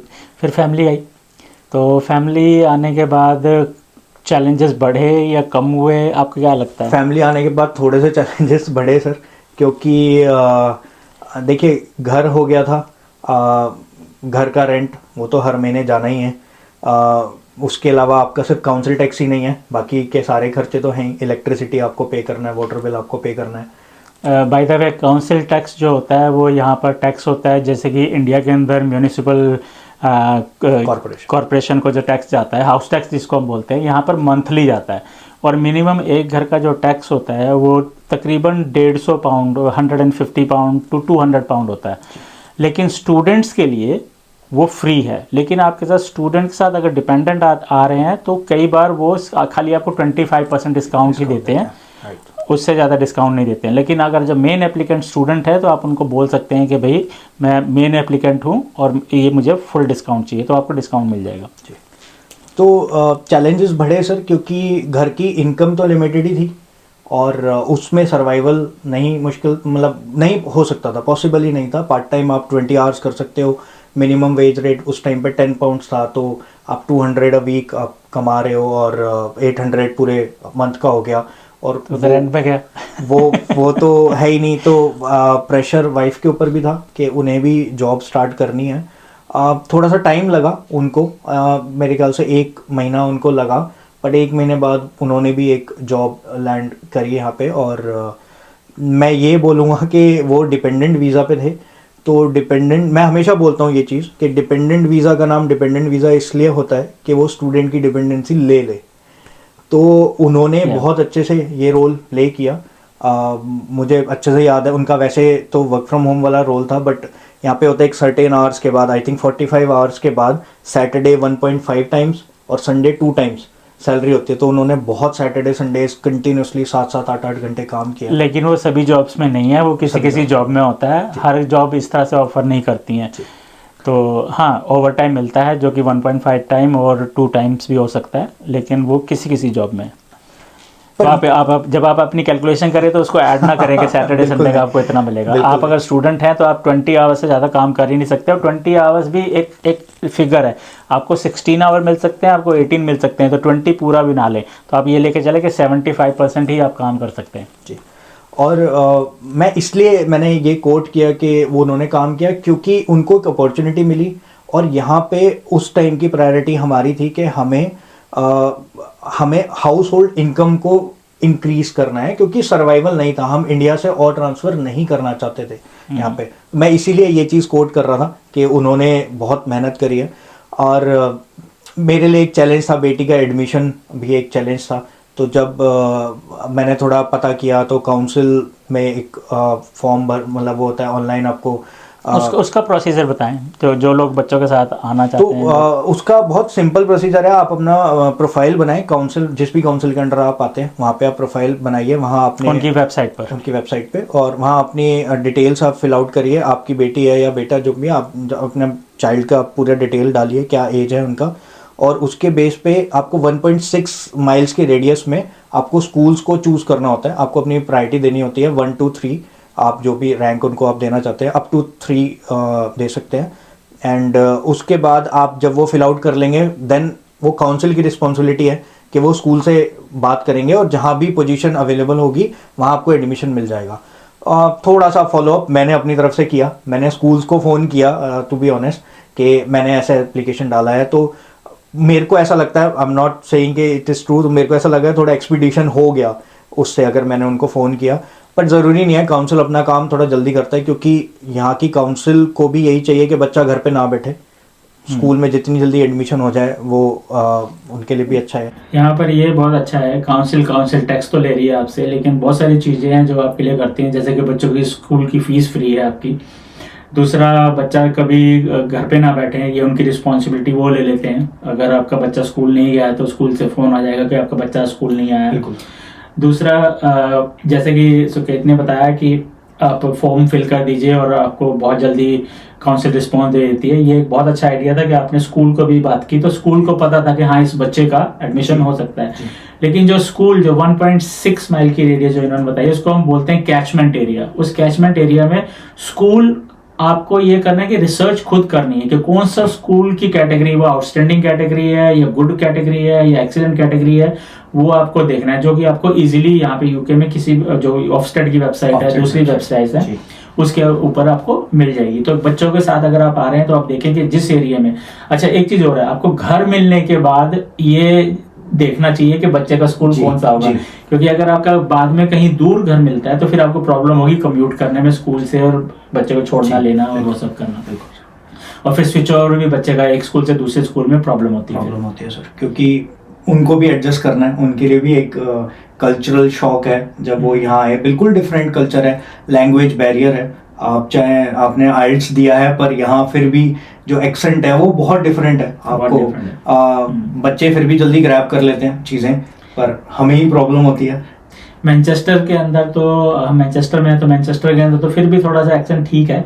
अगर आप लंदन चले जाएं, लिवरपूल चले जाएं, स्कॉटलैंड साइड चले जाएं, तो आपको एक्सेंट बहुत ही मुश्किल हो जाएगा समझना, हमें अभी तक समझ में नहीं आता है, और वेल्स चले जाएं तो बहुत ही मुश्किल है, क्योंकि उनकी लैंग्वेज जो है वो थोड़ी सी डिफरेंट है वेल्स की। तो एनीवे, तो हम बात कर रहे थे कि बच्चों के स्कूल का भी हो गया, आपकी वाइफ को जॉब भी मिल गई। स्टडीज़ के लिए जब आपने स्टडीज़ शुरू की, ओबियसली आपका जॉब्स का भी चल रहा था और घर का भी चल रहा था, स्टडीज़ में आपको ये पहले तो यूनिवर्सिटी में किस तरह की फीलिंग थी, आपको यूनिवर्सिटी कैसे लगी, फिर दूसरा कि आपके चैलेंजेस स्टडीज़ में जो इनिशियल चैलेंजेस थे वो किस तरह के थे? तो सर, आज इससे पहले तो मैंने बीटेक ही किया मैकेनिकल में। तो इंडिया में जो चलता है स्टडीज़ का कि आप पढ़ो, एग्ज़ाम देना है, एग्ज़ाम में पास होना है, मतलब रिटर्न एग्ज़ाम्स होंगे, यहाँ पे बिल्कुल डिफरेंट था। यहाँ असाइनमेंट्स आपको सबमिट करने थे। तो शुरू में तो नहीं उतना समझ में आया, क्योंकि आपको हार्वर्ड स्टाइल जो होता है वो भी आपको फॉलो करना है, वर्ड में पूरा बनाना है और वो सब कुछ। तो थोड़ा सा टफ था फर्स्ट मॉड्यूल, और ऑनेस्टली बताऊं तो टफ था। नंबर भी थोड़े कम आए उसमें। पर मतलब उस टाइम पे था कि आप जर्नल्स पढ़ो, आप उस चीज़ को आपने जो लेक्चर्स अटेंड करे हैं उनमें आपको लेक्चरर्स जो हैं कुछ तो हिंट देंगे कि ये क्रिटिकल टॉपिक है, इस पे थोड़ा फोकस करिए, ये एक ऐसी चीज़ है जहां आप उनसे आप सजेशन लीजिए कि ये जर्नल पढ़ना है या कौन सा आप सजेस्ट करते हैं, आप उस हिसाब से अपनी रिसर्च करो। सिंपल कॉपी पेस्ट नहीं करना है। तो वो फिर यहाँ का मार्किंग क्राइटेरिया बहुत ही ज़्यादा डिफरेंट है, यहाँ वो इंडिया जैसा नहीं है। तो फर्स्ट मॉड्यूल भी एक आई ओपनर था। नंबर कम आए तो थोड़ा सा ये लगा कि ठीक है यार, ये इतने भी बुरे नहीं है कि नंबर कम आए, पर ठीक है, वो उस चीज़ को थोड़ा पॉजिटिव वे में देखा। मतलब पास हो गए थे सर। पास तो होना अब क्राइटेरिया ही नहीं था ना, हम तो इंडिया से आए हैं, तो ऐसा था कि वहाँ तो टॉप करेंगे या ये ऐसे माइंडसेट तो यही था। पर ठीक है, टॉप करने वाली बात नहीं है। पर स्टडी का ऐसा था कि आपको मतलब जर्नल्स पढ़ो, आप उसमें जो भी उनके रिसर्चेज है आप नोट डाउन करिए, उसको आप अपने पैराफ्रेज करिए, उसको लिखिए। आप अपनी नॉलेज को जितना आप गेन करेंगे, आप पेपर पे उतना ही उसको डाल पाएंगे। तो वो एक चीज़ है जो मुझे ऐसा लगता है कि हर स्टूडेंट को थोड़ा टफ लगेगा। हो सकता है इंडिया में जो मास्टर्स करते हैं उनमें ये होता हो, मेरे को उतना आइडिया नहीं है। पर यहाँ के मास्टर्स में जब आपको असाइनमेंट बनाना है तो वो बहुत डिटेल ओरिएंटेड होना चाहिए, और हर छोटी से छोटी चीज़ का, page number, contents and all, हर एक चीज़ का आपको ध्यान रखना है, अदरवाइज स्कोर आपका कम होता जाएगा। और स्कोर कम हो गया तो फिर उसके बाद मतलब ऑप्शंस थोड़े कम ही होते हैं कि आप स्कोर बढ़ा पाओ। सही बात तो यही है। तो फर्स्ट गो में ही टारगेट करिए कि आप जितना उसकी डिटेल में जा सकते हैं उतना आप डिटेल में जाइए, और अपना असाइनमेंट अपनी बेस्ट ऑफ नॉलेज वहाँ पे पुट ऑन करिए। तो यूनिवर्सिटी सपोर्ट करती है ये सब चीज़ें लर्न करने के लिए, जैसे कि जो आपने कहा नए जो रेफरेंसिंग, साइटेशंस, हार्वर्ड स्टाइल, तो या हाँ, तो उसमें ऐसा था सर कि मार्च 7 से पूरे वीक के लिए हमारा एक ऑनलाइन इंडक्शन काइंड ऑफ था। तो यूनिवर्सिटी ने पूरा उसमें सपोर्ट किया, सब कुछ उसमें एक्सप्लेन किया उन्होंने। कौन सी ऐप डाउनलोड करनी है, which is called black board, कहाँ पे आपके असाइनमेंट्स आएंगे, कहाँ आपको सबमिट करना है, कैसे आपको चेक करना है, वो सारा वो पूरे एक हफ्ते में उन्होंने पूरी कंप्लीट डिटेल हमें, आई थिंक 2 या 3 आवर्स के हमारे ऑनलाइन सेशंस होते थे पर डे, तो उसमें उन्होंने बिल्कुल अच्छे से एक्सप्लेन किया। रिकॉर्डेड लेक्चर्स भी उन्होंने वहीं पे अपलोड करे थे, तो अगर आप इन केस मिस कर गए हो तो आप वो बाद में देख सकते हैं, उसको आप समझ सकते हैं। कहीं भी डाउट है तो यूनिवर्सिटी में एक एरिया था जहाँ आप जाके, मैं नाम भूल गया अभी उनका, जहाँ आप जाके कुछ भी आप वहाँ पे उनको ईमेल करिए, कोई भी अगर प्रॉब्लम होती है। वो हर एक यूनिवर्सिटी में इस तरह का होता है। आप जिसकी बात करें, आस्क अस, सॉरी सर, हाँ मैं वो मिस कर गया। आस्क अस यूनिवर्सिटीज़ के अंदर अलग अलग नाम से होगा। आस्क अस एक पोर्टल है जहाँ पे कुछ आपको लोग मिलेंगे, आप कुछ भी जाके उनसे क्वेश्चन पूछ सकते हैं यूनिवर्सिटी के बारे में, अपनी पढ़ाई के बारे में। वो अगर उनके पास आंसर नहीं होगा तो आपको राइट डायरेक्शन में कर देंगे, भाई इससे जाके आप पूछ लीजिए। जी बिल्कुल। तो वो एक हफ्ता काफ़ी इन्फॉर्मेटिव था। उसके बाद जब लेक्चर्स हमारे स्टार्ट हुए तो वो लिंक बनना स्टार्ट हुआ कि हाँ, उन्होंने जो बताया था ये ऐसा ही है, ऐसे ही स्टडीज़ होंगी, ऐसे ही शुरू करेंगे। और दिया सर, फर्स्ट असाइनमेंट दिया, नंबर कम आए, बट ठीक है, वो भी एक लर्निंग थी। और नेक्स्ट मॉड्यूल में थोड़े ज़्यादा आए फिर, तो वैसे ही शुरुआत करी। मतलब वो एक्सपीरियंस हो गया कि आप Experience किस हो तरह गया से सर, करना है। exactly। आपको क्या, आपके एक्सपीरियंस से क्या लगता है कि ये जो, जैसे आपने फर्स्ट वीक बताया कि फर्स्ट वीक में सारा उन्होंने इंडक्शन दिया, या फिर लेक्चर्स में जाना, क्योंकि मोस्टली स्टूडेंट क्या करते हैं, वो यहाँ पर आए हैं और उनको लगता है कि बस जॉब लेनी है जल्दी जल्दी, तो वो लेक्चर वेक्चर जो है भूल जाते हैं अपने, कि भाई नहीं लेक्चर छोड़ दो, लेक्चर की बाद ही चीज़ें जॉब करेंगे। तो आपका क्या एक्सपीरियंस है, क्या आपको टिप्स क्या देना चाहेंगे, ज़रूरी है लेक्चर अटेंड करना, नहीं है क्या? देखिए सर, लेक्चर अटेंड करना ज़रूरी है, क्योंकि यही तो प्राइमरी चीज़ है जो आप यहाँ करने आए हो। आपका यहाँ अगर आके फोकस ये चेंज हो रहा है कि हमें तो सिर्फ जॉब करनी है या हमें कहीं और ऐसे घूमना है या कुछ करना है, नहीं, आप आए यहाँ स्टडी करने हो, तो वो तो आपकी टॉप मोस्ट प्रायोरिटी है। आप उसको तो चेंज ही नहीं, आप अपने सारे प्लान्स उसके बाद स्टार्ट करो कि हमें जो फर्स्ट प्रायोरिटी है इस पर फोकस। हाँ, जॉब एक मेन क्राइटेरिया है, पर अगर आपने जॉब क्रैक डाउन कर ली, अगर आपकी जॉब लग गई, तो आप वहाँ बात कर सकते हैं। ये दिन आपको एक शेड्यूल मिल जाएगा, मेरे लेक्चर्स इस दिन है, ये टाइम है, आप अपनी शिफ्ट उस हिसाब से वहाँ अरेंज कर सकते हैं। आप वीकेंड जॉब्स कर सकते हैं अगर आपके वैसे अरेंज नहीं हो रहा। आप 20 आवर्स, अगर 16 आवर्स 20 आवर्स जो भी आपको कॉन्ट्रैक्ट मिल रहा है, आप वीकेंड के लिए आप उनको ओपन करिए। तो वो सारी चीज़ें आपको अपने हिसाब से ही असाइन, लेकिन लेक्चर्स 110% आपको करने हैं, नहीं तो आप कुछ ऐसा मिस आउट कर जाओगे। देखिए, लेक्चर्स में क्या है कि जो भी प्रेजेंटेशन है वो लेक्चरर अपलोड कर देंगे, पर आपको वो डिस्कशन तो मिस कर जाओगे ना आप, कि उन्होंने हॉट टॉपिक क्या बताया था जो आपको अपने असाइनमेंट में डालना है या उसके बारे में आपको पढ़ना है, वो आपको उसमें नहीं मिलेगा। मोस्टली केसेस इसमें वो प्रेजेंटेशन के अंदर चीज़ होती ही नहीं है। प्रेजेंटेशन तो एक गाइडलाइन है, exactly। तो बाकी सब चीज़ें तो वो जो क्लासरूम में जो डिस्कशन होती है वो होती है। और बहुत कुछ मेरे हिसाब से तो बहुत कुछ सीखने को मिलता है लेक्चर में जाके। आप जस्ट खुद नहीं होते, और 50-100 स्टूडेंट हैं जिनसे आप मिलते हैं, उनसे सीखते हैं, और एक सोशलाइजेशन होता है, लोगों से मिलते हैं, फ्रेंड्स बनाते हैं। तो बहुत ज़रूरी है यूनिवर्सिटी जाना और लेक्चर्स को अटेंड करना मेरे हिसाब से। तो आपने अब पहला मॉड्यूल हो गया, दूसरा मॉड्यूल हो गया, तो वो आपको पता चल गया कि अब किस तरह से उसमें ग्रोथ करनी है। तो जॉब भी चल रही है सारी, तो अभी अब लगा आपको उस टाइम पे कि अब लाइफ थोड़ी सेटल होने लगी है? हाँ सर, धीरे धीरे वो देखिए क्या होता है ना सर, यहाँ पे जो भी बंदा आ रहा है ना, उसको ये है कि मेरे को सेटल होना है यूके में। 90% मैंने लोग वही देखे हैं कि मेरे को यहाँ पे सेटल होना है यूके में।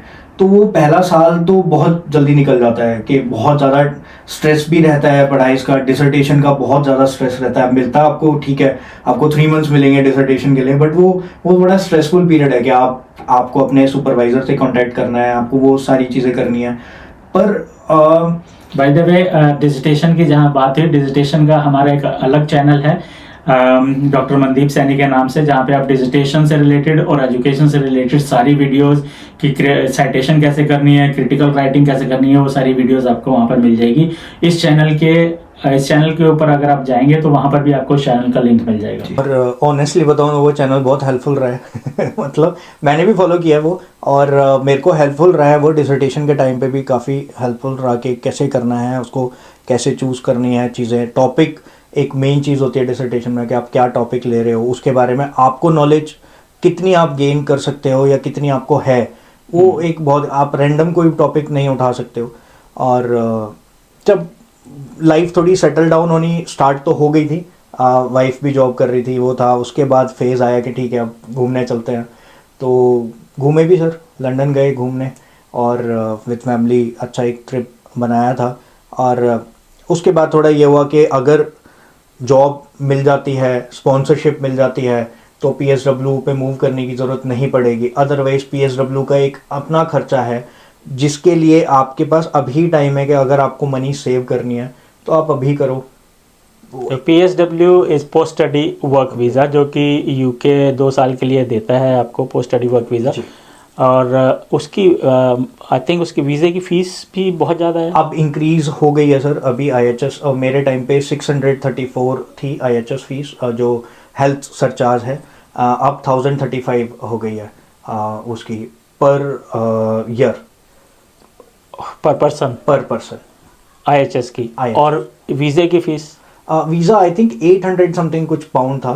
तो मेरा जो टोटल लगा मतलब अराउंड 2000 पाउंड पर head for 2 years post study work visa.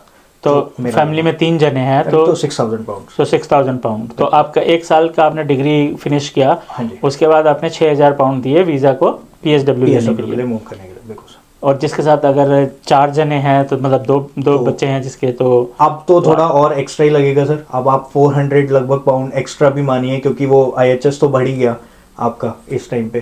तो मतलब आपके अगर आपके 4 फैमिली में 4 लोग हैं तो आपके 10,000 पाउंड कहीं नहीं गए, ऑलमोस्ट कहीं नहीं गए। बिल्कुल सर, बिल्कुल 10,000 आपका। तो जो आपने PSW डाला, वो हम थोड़ा टॉपिक से डाइवर्ट हो रहे हैं, पर आई think this is a good topic. जब PSW डाला तो आपने अप्लाई खुद किया था उसको या हाँ, किसी एजेंट के थ्रू? मैंने खुद किया था सर अप्लाई। वो बहुत सिंपल था एप्लीकेशन उसमें करना। हाँ, क्योंकि बहुत से लोग एजेंट के थ्रू जाते हैं, जो मुझे भी नहीं लगता कि जाना चाहिए। जरूरत नहीं है। अब मुझे भी 20 साल हो गए यहाँ पर। जी। 20 साल में बहुत बार वीज़ा मेरा रिन्यू हुआ है। अभी तो मैं UK सिटीजन हूँ काफ़ी टाइम से, तो वो जब रिन्यूअल हुआ मैंने आज तक कभी किसी एजेंट के पास नहीं गया। नहीं, उसमें कोई ज़रूरत ही नहीं है, बहुत सिंपल। अगर आप ठीक से पढ़ें तो बहुत सिंपल है। गवर्नमेंट की वेबसाइट पे सब कुछ अवेलेबल है, आपके पास सारी डिटेल आपकी अपनी होनी चाहिए, और बस उसी के थ्रू आप नेक्स्ट पेज को फिल आउट करते जाइए, सबमिट करिए, और आपका PSW आ जाएगा।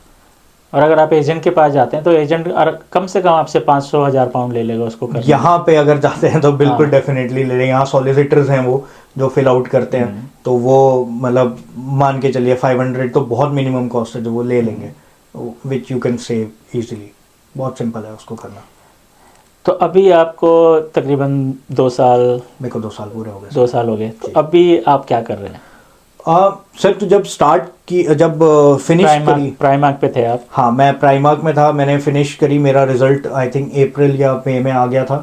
तो उस टाइम तक मेरे को था कि जॉब मेरी अगर लग जाए कोई मेरे फील्ड से रिलेटेड, या स्पॉन्सरशिप मेरे को मिल जाए, तो थोड़ा सा रहेगा कि हाँ ठीक है, मेरे पैसे बच जाएंगे। अदरवाइज मैंने ये था कि हमने सबने मिलके पैसे तो इकट्ठे कर लिए थे PSW के विद इन दैट ईयर, किया, सेविंग करी, अपनी पॉकेट को थोड़ा टाइट किया, वो सब कुछ हो गया था।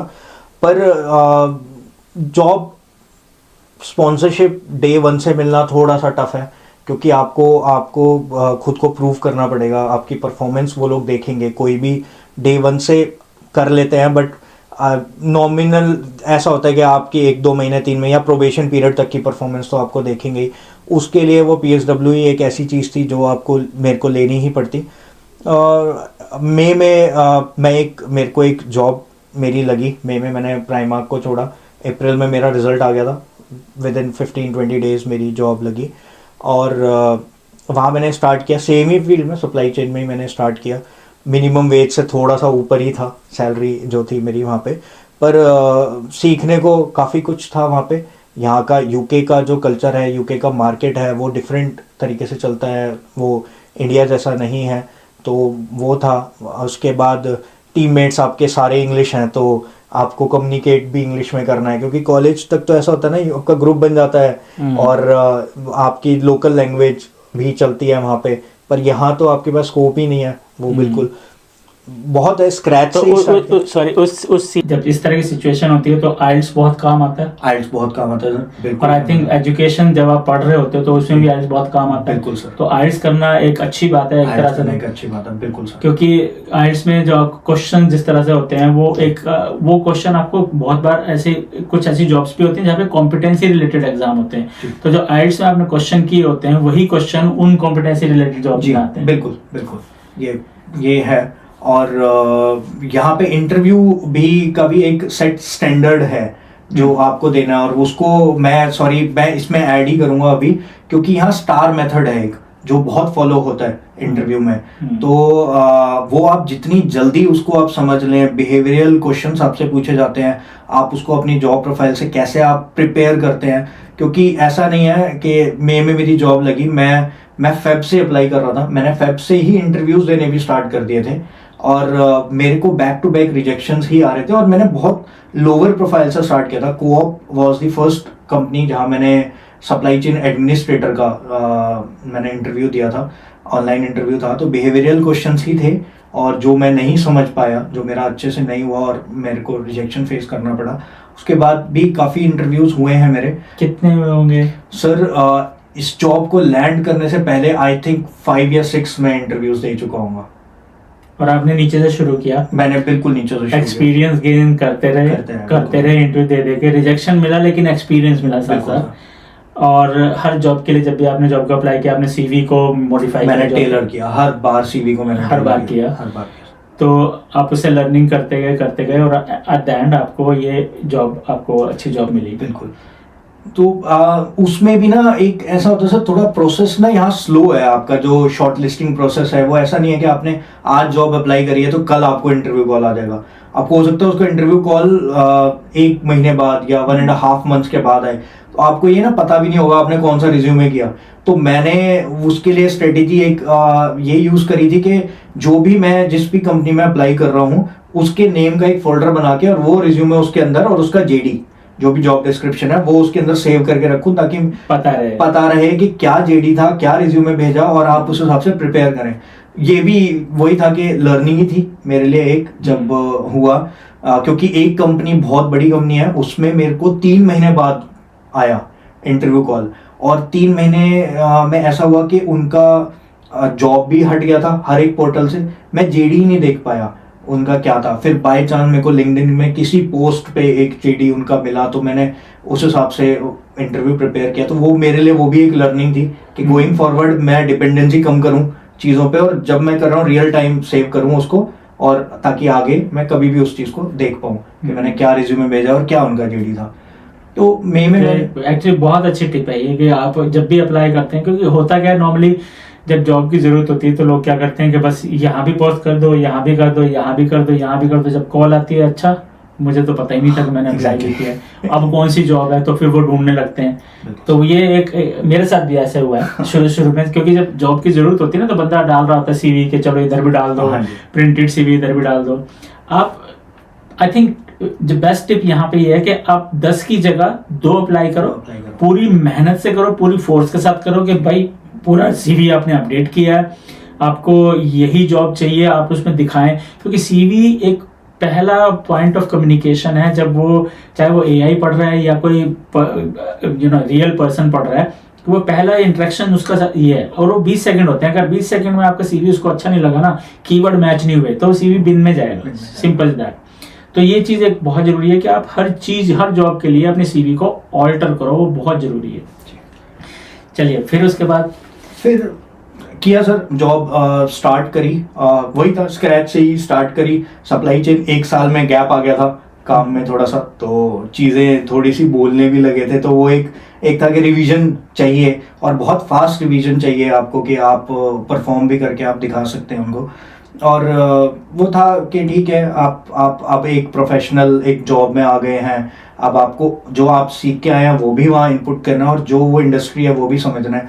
ज़रूरी नहीं है, मैं ऑटोमोटिव से था तो मेरे को यहाँ ऑटोमोटिव में आज तक नहीं मिली है जॉब, तो ज़रूरी नहीं है। इंडस्ट्रीज़ यहाँ पे बहुत सारी हैं, हर नेचर की इंडस्ट्री है यहाँ पे। और अब वैसे भी सप्लाई चेन तो हर एक फील्ड में, सप्लाई चेन हर एक फील्ड में है सर, बिल्कुल।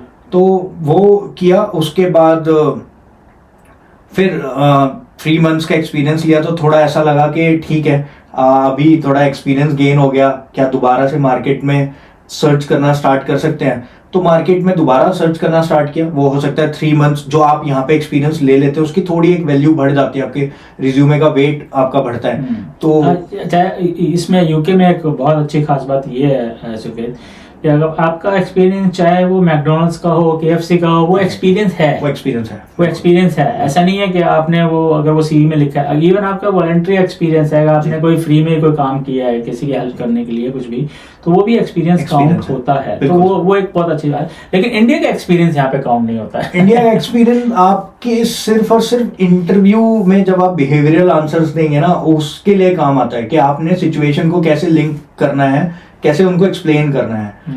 पर इंडिया का एक्सपीरियंस के बेस पे यहाँ पे कोई आपको मैनेजर नहीं बनाएगा कि आप वहाँ मैनेजर थे तो आप यहाँ भी मैनेजर नहीं। यहाँ बहुत डिफरेंट है कल्चर, और यहाँ वो फास्ट पेस्ड चीज़ें नहीं है। यहाँ लोगों के अंदर, यहाँ लोग बहुत रिलायबली काम करते हैं, और उनके अंदर वो नहीं है कि हमें तो मंथ एंड, हमें तो ईयर एंड में कंपटीशन करना है, इंक्रीमेंट्स होंगे, रिव्यू, ऐसा नहीं होता। यहाँ बहुत लोगों को काम दिया, डेडिकेशन के साथ यहाँ काम चलता है, और उसी डेडिकेशन के साथ हो सकता है वो पिछले 5 साल से या 10 ईयर से वो सेम ही काम करते आ रहे हो, पर उनका डेडिकेशन उसमें बिल्कुल कम नहीं होता। वो उसी डेडिकेशन से चलते रहेंगे, काम करेंगे, आपको सिखाएंगे, आपसे भी सीखेंगे कुछ चीज़ें। और इट इज़ योर रिस्पॉन्सिबिलिटी कि आपको उनके बीच में मिंगल होना है, because you are the outsider. आप उसको दूसरे एंगल से नहीं ले सकते हो कि ये मेरा दोस्त नहीं बन रहा है या कुछ नहीं। आप उनके बीच में आए हो, आपको ही फर्स्ट स्टेप लेके उनके बीच में आपको मिंगल होना पड़ेगा, और मिंगल होने के बाद आपको उस टीम का पार्ट खुद ही बनना पड़ेगा। कोई इनिशिएट नहीं करेगा यहाँ पे उस चीज़ के लिए।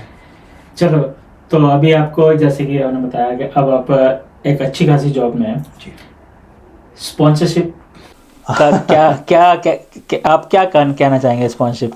स्पॉन्सरशिप अभी भी एक टारगेट है जो अभी मेरे को अचीव नहीं हुआ है, पर मैंने एक जॉब स्विच करी थी। तो जब मैंने स्विच करी तब मैंने उस टाइम पे उनसे बात करी थी, और ग्रुप बहुत बड़ा ग्रुप है जहाँ मैं जॉब करता हूँ, and they have the licence to sponsor. इस डिपार्टमेंट में कभी उन्होंने स्पॉन्सर नहीं किया अभी तक। तो स्पॉन्सरशिप मैं ये पूछना चाह रहा था कि आपका स्पॉन्सरशिप, जैसे आप जॉब कर रहे हैं तो आपको जैसे कोई नए बंदे की किसी की जॉब लगती है तो तभी उनको बात करनी चाहिए स्पॉन्सरशिप की, कि या थोड़ा टाइम रुकना चाहिए, परफॉर्मेंस दिखानी चाहिए? देखिए सर, इसमें क्या होता है ना कि आप जहाँ इंटरव्यू दे रहे हैं, आप पहले ये देखिए कि वो स्पॉन्सर करता है या नहीं करता है। अगर उनके पास लाइसेंस है तो आप तब बात मत करिए। आप इंटरव्यू दीजिए, अपना बेस्ट दीजिए, शॉर्टलिस्ट होइए, अंदर जाइए, इंडस्ट्री को समझिए, इंडस्ट्री काम को समझिए। उसके बाद जब आप अच्छा परफॉर्म करेंगे ना, तो एक प्रोबेशन पीरियड का जब रिव्यू आएगा, आप उस टाइम पे उनसे बात करिए कि मेरे को स्पॉन्सरशिप चाहिए यहाँ पे, और बाय द टाइम आपको एक्सपीरियंस भी हो जाएगा उतना। तो कोई भी आपको बहुत मुश्किल है कि सप्लाई चेन में मैं अगर बात करूं कि डे 1 से आपको कोई स्पॉन्सर कर दे, क्योंकि सप्लाई चेन यहाँ बहुत वास्ट फील्ड है और आपको बहुत अलग लेंस से उसको यहाँ समझना पड़ेगा इधर। तो डे 1 से कोई आपको वो चीज़ नहीं देगा। दे भी देते हैं, पर मेरे को आज तक नहीं मिली सर ऐसी कोई भी कंपनी है जो डे 1 से देती है। तो आप कंपनी को अंडरस्टैंड करिए, अपना एरिया अंडरस्टैंड करिए, उसके बाद आप अपने मैनेजर से आप कांटेक्ट कर सकते हैं और उनसे बात कर सकते हैं। पर अगर HR की कॉल आती है तो HR से आप शुरू में ही आप डिस्कस कर सकते हैं कि आई नो कि आप स्पॉन्सर करते हैं और I am also looking for a sponsorship. अभी मेरे पास, जैसे मैं अगर किसी को एक्सप्लेन करता हूँ तो मैं बोलता हूँ कि मेरे पास अभी नेक्स्ट ईयर इस टाइम तक का वीज़ा है and I am looking for a sponsorship, तो मेरे पास टाइम है। तो उनको एक कॉन्फिडेंस आता है कि हाँ इसके पास टाइम भी है, हम इसको अगर आज हायर कर लेते हैं तो हम देख भी लेंगे इसकी परफॉर्मेंस। और हमें भी ऐसा लगता है कि हाँ हमें अब परफॉर्म करके ही दिखाना है, क्योंकि ये मेरे को स्पॉन्सर करेंगे, वो करेंगे। चीज़ें ब्लैक एंड वाइट में क्लियर हो गई हैं पहले से ही। तो मतलब अगर बंदा अगर पहले से, आपको क्या लगता है कि पहले बात नहीं करनी चाहिए स्पॉन्सरशिप की, कि करनी चाहिए? मोस्टली केसेस में जैसे मैंने देखा है कि जो स्टूडेंट जो हैं जो जब जॉब अप्लाई करते हैं तो वो जब कॉल आता है उनका तो वो बात करते हैं कि भाई स्पॉन्सरशिप मिलेगी कि नहीं मिलेगी, तो वो तभी बोलते हैं कि नहीं थैंक यू वेरी मच। तो वो बहुत ही रेयर केस होता है कि कोई अगर बोले कि हाँ हम स्पॉन्सरशिप कर देंगे तुम्हारी, क्योंकि तुम परफॉर्मेंस नहीं देखी जी, कुछ काम नहीं किया, प्रोबेशन पीरियड नहीं हुआ। तो आप क्या कहना चाहोगे लोगों से कि भाई आपका क्या एक्सपीरियंस है? मेरे को ना ऐसा लगता है कि हमें PSW लेना चाहिए। हमें डे 1 से स्पॉन्सरशिप को टारगेट नहीं करना चाहिए, क्योंकि वो ना आपके एम्प्लॉयर को ट्रस्ट बिल्डअप करेगा। मैंने जब फर्स्ट जॉब में मैंने लैंड करी थी, तो मैंने उनसे, जो मेरे हायरिंग मैनेजर थे, मैंने उनको कॉन्फिडेंस ऐसे दिया था कि मैं PSW ले रहा हूँ which is for 2 years, but I am looking for a sponsorship.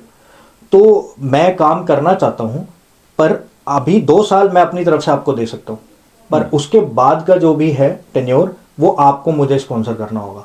तो वो एक पॉजिटिव साइड में चली जाती है चीज़ कि ठीक है, बंदा जेन्युइनली अभी इन्वेस्ट कर रहा है और हमें आगे इस एम्प्लॉय में इन्वेस्ट करना है। पर डे 1 से आप ये बोलेंगे, आप फ़ोन पे ही अगर या इंटरव्यू में जाके बोलेंगे कि नहीं मैं तो स्पॉन्सरशिप लूँगा, तो आपके रिजेक्शन के चांसेस बहुत ज़्यादा वहाँ बढ़ जाते हैं। क्योंकि ऑब्वियस कोई भी एम्प्लॉयर बिना परफॉर्मेंस के आपको जॉब नहीं, स्पॉन्सरशिप नहीं देगा। कॉस्ट है सर, कॉस्ट टू कंपनी ही है वो भी एक। हाँ कॉस्ट है, फिर कंपनी की रिस्पॉन्सिबिलिटी होती है कि कंपनी वीज़ा दे रही है आपको, स्पॉन्सर से कर रही है। यस, ऐसी कोई टिप जो आप देना चाहें जो लोग यूके में हैं ऑलरेडी, और या फिर जो आना चाह रहे हैं, कोई भी टिप कि भाई अगर आना है तो ये प्रिपरेशन करके आएँ, अभी तक हमने एक चीज़ की बात नहीं की है वैसे, फाइनेंसिस की। कितने पैसे लेकर आना चाहिए यूके में जब यहाँ पर आ रहे हैं, एक कोई आइडिया मतलब सर्वाइवल के लिए 1 महीने का, 2 महीने का, 3 महीने का? ये तो आपने बता दिया कि 800 850 रेंट होगा जी। ये आपने बता दिया कि खर्चे बहुत होते हैं डेली के, बस में जाना, ये करना, वो करना। तो मंथली एक्सपेंस कितना एक्सपेक्ट कर सकते हैं अगर एक फैमिली ऑफ 4 अगर आ रही है, 2 बच्चे और 2 एडल्ट, तो आपको कितना लगता है कि मंथली एक्सपेंस कितना होगा किराया वगैरह सब? मिनिमम से मिनिमम अगर अ फैमिली ऑफ 4, मेरे को ऐसा लगता है 15 to 1600 pounds including their all food and ration and all everything, including minimum 15-1600 pounds। ये तो मंथली एक्सपेंस रहेगा ही रहेगा। इससे नीचे तो मतलब इतना तो उनको इन हैंड जो सैलरी है वो तो वो कमानी करनी ही पड़ेगी, करनी ही पड़ेगी। बिल्कुल सर। और जब इनिशियल जॉब जैसे स्टार्ट होती है, आपने बता ही दिया कि अब अमेज़ॉन में 14 पाउंड दे रहा था, प्राइमार्क पे अराउंड 11-12 पाउंड कुछ ऐसे, तो 20 घंटे अगर काम करने हैं किसी को, तो उसके हिसाब से भाई कैलकुलेट करके देख सकते हैं आप लोग कि कितने आपको मिलेंगे। और आपके साथ में अगर डिपेंडेंट है तो डिपेंडेंट फुल टाइम काम कर सकता है, जो कि 40-45 आवर्स कर सकता है इजीली। और जैसे कि सुकेत ने बताया कि 1.5 ओवर टाइम भी मिलता है और 2 टाइम भी मिलता है सैटरडे संडे को। हर एक कंपनी में नहीं है तो वो डिपेंड करता है आपको जॉब किस तरह की मिलती है, तो आप कैलकुलेट कर सकते हैं। तो आई थिंक अगर टोटल लगाएं तो बहुत ही, अगर दोनों लोग काम कर रहे हैं, एक 20 घंटे काम कर रहा है और एक पूरा फुल टाइम काम कर रहा है, लोअर लेवल सैलरी मतलब कि 12-13 पाउंड में तो उसमें गुजारा निकल सकता है सर। आपकी total income around 23-2400 house hold income आपकी हो जाएगी मिनिमम के हिसाब से। अगर हम बात करें तो आराम से आपका खर्चा यहाँ निकल सकता है और आप सेव भी कर सकते हो। जैसा कि मैं बता रहा हूँ कि मैंने PSW के लिए यहीं पे ही सेव किया, इंडिया की सेविंग्स को एज इट इज ही रखा कि अब यहाँ आ गए, अब यहीं कमाएंगे, यहीं खर्चा करेंगे, इंडिया से कुछ भी ट्रांसफर नहीं करेंगे। तो वो एक स्ट्रेटेजी। तो जो फिक्स जो हो गया उसमें तो रेंट हो गया, और कुछ फिक्स आपको जैसे सब्सक्रिप्शंस पे करनी है, इंटरनेट का पे करना है, बिजली पानी, ये सब चीज़ें, ये काफ़ी खर्चे हैं इसके अंदर। तो मेरे ख्याल से वेरिएबल तो बिजली पानी का थोड़ा बहुत फ्लक्चुएट होता है, बहुत ज़्यादा नहीं है, वो 2-4 पाउंड ऊपर नीचे, 5 पाउंड ऊपर नीचे। फिर उसके बाद जो वेरिएबल है तो वो तो आपके जो अपने फूड और बाकी जो एक्सपेंसेस हो गए, वो आपने कितना क्लबिंग करनी है, वो आपके लाइफस्टाइल के ऊपर डिपेंड करता है कि आप कैसे उसको आप करना चाहते हैं। मेरे लिए ये भी एक स्ट्रगल रहा है कि मैं प्योर वेज हूँ, तो मेरे लिए वो एक फिल्टर आउट हुआ कि वेजिटेरियन फूड बाहर जाएंगे तो बड़ा कम ऑप्शंस, बहुत कम मिलेंगे आपको। तो बट ठीक है, चीज़ें धीरे धीरे चीज़ें पता चली कि आपको यहाँ जाना है, यहाँ से ये खरीदना है, ये मसाले मिलता है यहाँ, सब कुछ है, ऐसा कुछ नहीं है जो यहाँ नहीं मिलता है। बट शुरू में नहीं पता होता, और ये यहाँ आने का मेरा पर्पस भी यही है कि लोग देखें जो चीज़ हमें नहीं पता थी, वो इस चैनल के थ्रू वो देखें कि कैसे हो सकता है, क्या आगे। क्योंकि YouTube पे बहुत यूट्यूबर्स हैं जो बहुत अच्छा आपको दिखाएंगे, बट थोड़ा सा वर्स्ट साइड भी देखना बहुत ज़रूरी है इस कंट्री के बारे में, ताकि प्रिपेयर हो सके। एक माइंडसेट बहुत ज़रूरी है कि हम वहाँ जा रहे हैं तो चैलेंजेस होंगे। ऐसा नहीं है कि वहाँ पर लाइफ जो है बहुत ही, वो कहते हैं ना, हसीन लाइफ है, बहुत ही बढ़िया लाइफ, अच्छी है नो डाउट। हम जब काम करके वापस घर आते हैं तो उसके बाद बहुत इतनी जो शांति की जो लाइफ है वो कुछ मतलब फैमिली के साथ, बच्चों के साथ में, और ऐसे से ज़्यादा कुछ नहीं है जो कि इंडिया में नहीं मिलती। इससे पहले अभी हम शुरू करने से पहले रिकॉर्डिंग हम बात कर रहे थे, सुकेत मुझे बता रहा था कि ये जब जिस कंपनी में काम करते रात को 2 बजे भी काम कर रहा होता था साइट पे जाके, जो कि डे की जॉब थी, और साइट पे जाके वर्कर्स के साथ में बात कर रहे होते थे। Anyway that's good. Anything, any tips आप देना चाहें कोई? टिप्स यही है कि देखिए, आप वीडियोस देखिए, अपनी भी जो रिसर्च है वो करिए, पर यूके ज़रूर आइए। मैं तो यही बोलता हूँ, जो यहाँ का एक्सपीरियंस है वो आप खुद से लीजिए और एक पॉजिटिव माइंडसेट बना के आइए। Positive mindset in the sense कि जो कहते हैं ना, वर्स्ट से वर्स्ट सोच के और फिर आप पॉजिटिव चीज़ आप यहाँ लेके आइए कि मैं तो ये पहले से ही प्रिपेयर होके आया था कि मेरे को हो सकता है 15 दिन जॉब नहीं मिलेगी, या ये भी हो सकता है फर्स्ट डे भी मेरे को जॉब मिल जाए। तो वर्स्ट से वर्स्ट पे आप वर्कआउट करके आइए कि कैसे आगे की प्लानिंग होगी। अगर ये नहीं हुआ तो मेरा प्लान बी क्या है, प्लान सी क्या है। अगर आप स्टडीज़ के लिए आ रहे हैं, स्टडीज़ आपका हमेशा से प्लान ए रहा है, उसके बाद आपके plan B and plan C activate होते हैं। लेकिन स्टडीज़ को बिल्कुल भी स्टेक पे नहीं रखिए। वही एक ऐसी चीज़ है जो यहाँ यूके में आपको ग्रो कराएगी आगे। वो 1 साल आप जितना भी लग के कर लेंगे, जितना चीज़ों को अंडरस्टैंड कर लेंगे, मार्केट को अंडरस्टैंड कर लेंगे, आपके लिए जॉब ग्रैब करना उतना ही ज़्यादा ईजी हो जाएगा यहाँ पे। और लोगों के एक्सपीरियंस तो आप सुन सकते हैं, बट जो अपना एक्सपीरियंस खुद का लेना होता है वो सेल्फ एक्सपीरियंस ही होगा। और वही है जो चीज़ मैं हमेशा से ये बोलता हूँ कि मैं ना बादाम खा के अकल आने में विश्वास नहीं रखता, मैं ठोकर खा के अकल आने में ज़्यादा विश्वास रखता हूँ। तो मेरे को जब ये अलग अलग ठोकरें लगी तो मैंने खुद से सीखा, मैंने खुद को चेंज ओवर मैंने बहुत जल्दी करे अपने माइंडसेट में। आपको ज़रूरी नहीं है आपका यहाँ पे आते के साथ बहुत अच्छा सर्कल बन जाएगा, ऐसा भी नहीं है। आपको बहुत सारी प्रॉब्लम से निकलना पड़ेगा। आपको अपना माइंडसेट आप जितना इजी फोकस्ड आप रख पाएंगे, आप उतनी ही जल्दी यहाँ सक्सेसफुल हो पाएंगे। रिजेक्शन से नहीं डरना है। शुरू में मैं भी बहुत डरता था, पर रिजेक्शन से नहीं डरना है। रिजेक्शंस यहाँ आएंगे, आज भी आते हैं। मेरे को हर दूसरे दिन एक अनफॉर्चुनेटली की ईमेल आ जाती है। और मैं ऑनेस्टली बताऊँ तो अभी मैं ऐसी स्टेज पे हूँ कि मैं टेलर नहीं कर रहा, मैं रैंडम अप्लाई कर रहा हूँ जॉब्स। पर मैं रैंडम करूँगा तो रिजेक्शंस आएंगे। पर मेरे को जो जॉब अट्रैक्ट करती है बहुत ज़्यादा, तो मैं बैठता हूँ उस पर रिसर्च करता हूँ, उसमें उसके हिसाब से टेलरिंग करता हूँ। रिसेंटली भी अभी मैं एक रिजेक्शन लेके बैठा हूँ, पर वो रिजेक्शन से मेरे को ना लर्निंग चाहिए कि मैं क्यों हुआ, व्हाट वेंट रॉन्ग। मैंने उसके ऊपर काम करना स्टार्ट कर दिया। क्वेश्चंस वही सेम है, बस वही है कि आप अपने आंसर्स, उनको एक्सप्लेनेशन किस हिसाब से आप दे सकते हैं या आप दे रहे हैं, आप कितने प्रिपेयर्ड हैं। यहाँ पे कैन डू एटीट्यूड बहुत देखा जाता है कि आप पॉजिटिव माइंडसेट के साथ आए हैं। पर अगर आपका माइंडसेट ये होगा कि ये कंट्री तो ऐसी ही है, आपने बहुत जल्दी डिसाइड कर लिया, या आप यहाँ के वेदर से बहुत जल्दी आप घबरा गए, डर गए, तो फिर आप अपने इंटरव्यू में भी अच्छा परफॉर्म नहीं कर पाएंगे। मैं सबको यही रिकमेंड करूँगा कि आप आइए, एक्सपीरियंस लीजिए, माइंडसेट अपना क्लियर रखिए और अपने टारगेट पे फोकस करिए, आपको सब कुछ मिलेगा। बाय द वे, जैसे कि सुकेत ने ये बोला माइंडसेट, वेदर और सीवी। वेदर के तो चलो कोई बात नहीं, वेदर का यहाँ पर एक चीज़ है कि अगर बारिश है तो आपको तब भी काम करना है, बर्फ़ पड़ रही है तब भी काम करना है। कोई एक्सक्यूज़ नहीं है कि आज बारिश हो रही है। यहाँ तो डेली बारिश होती है, तो कोई एक्सक्यूज़ नहीं है कि आपके काम पे नहीं जाना। ये वो इंडिया वाला नहीं है कि मेरा आज टायर पंक्चर हो गया था तो मैं आज नहीं आ सकता, आज हमारे यहाँ बारिश बहुत होगी तो गड्ढे भर गए तो मैं काम पे नहीं आ सकता। यहाँ पर ये एक्सक्यूज़ नहीं चलता है। दूसरी चीज़ ये माइंडसेट बहुत ज़रूरी है। आपको माइंडसेट वो बना के लेके आना चाहिए कि डिफ़िकल्टीज़ होंगी, और डिफ़िकल्टीज़ को इसीलिए हमने चैनल बनाया कि आप उन डिफ़िकल्टीज़ आपको पता हो पहले से ही, और आप उसके लिए प्रिपेयर कर सकें अपने माइंड को। दूसरी चीज़ ये कि जैसे कि सीवी की बात की उन्होंने, और मैंने पहले ही बोला कि सीवी किस तरह से बनाना है, किस तरह से आपने एक जॉब डिस्क्रिप्शन को लेके अपने सीवी को मॉडिफाई करना है, उसके लिए हम एक वीडियो बनाएंगे और ऐसी बहुत सारी वीडियोस हम बनाते रहेंगे। तो इसके लिए आपको ये चैनल सब्सक्राइब कर लेना चाहिए।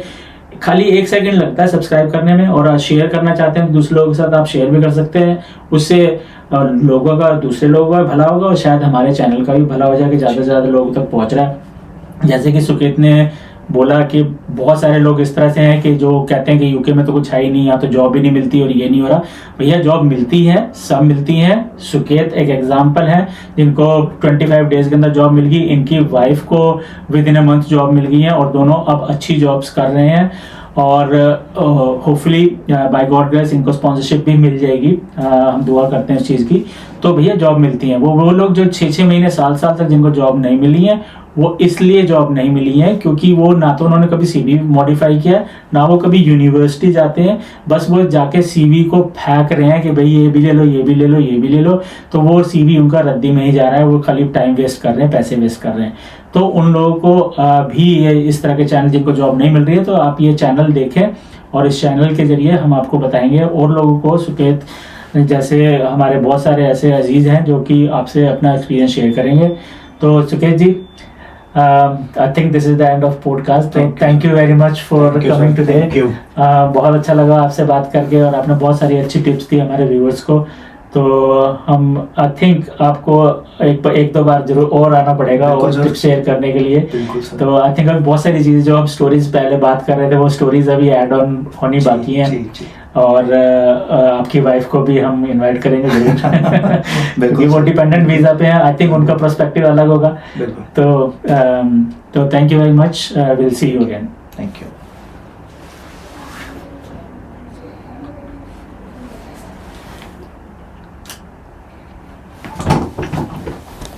प्लीज़ अपने बारे में बताइए।